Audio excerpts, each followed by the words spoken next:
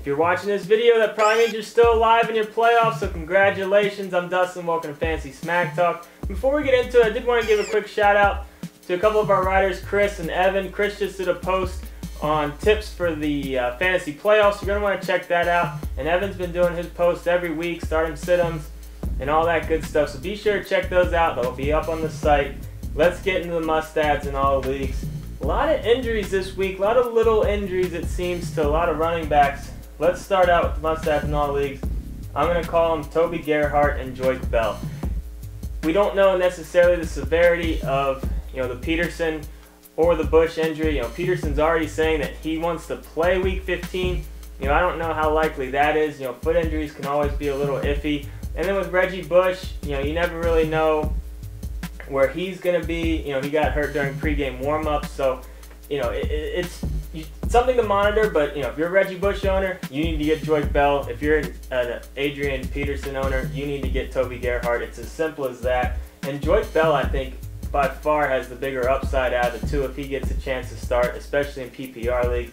That guy can definitely put up some fancy stats if he doesn't fumble a couple of times like he did. But tough conditions for him in the snow, but I like him Week 15 if he gets a chance to start. Let's take a look at people in deeper leagues. James Stark, someone I wanted to talk about. Lacey was another running back that got a little banged up. We haven't quite heard if he's going to play Week 15, but Starks, when given the chance, has put up decent stats throughout his career. So I like him as a pickup and play if Lacey ends up missing Week 15. Daniel Thomas is another guy that we got to take a look at. He was a guy that was hurt coming into Week 14, didn't look like he was going to play. Then he was a surprise active, and he had one of his best games of his career, if not the best game of his career. Lamar Miller got concussed. This gave more touches to Thomas. He took full advantage, over 100 yards for him.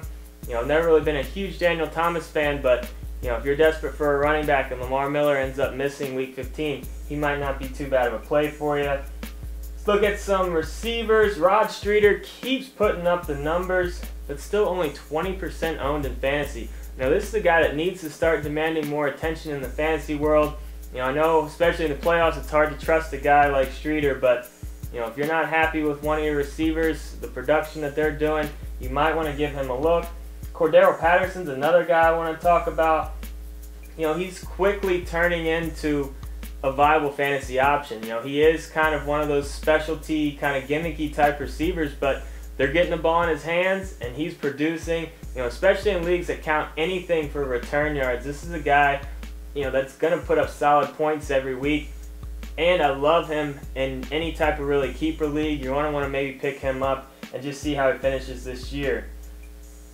Let's move to tight end. Tough break on if you are a Gronkowski owner. You waited him out all year, few good games out of him, and now out for the year. So if you did have Gronkowski, you're probably looking at the wire for a tight end.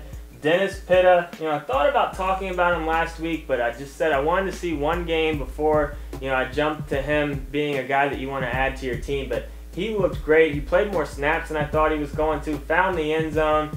Flacco definitely loves this guy, loves to throw him the ball. He's going to be a guy you're going to want to target. And then also Delaney Walker and Jordan Reed got dropped in a lot of leagues because they both missed Week 14. So those two guys might be out there as well as far as guys that you might be able to pick up. So check out for that if you're looking for a tight end.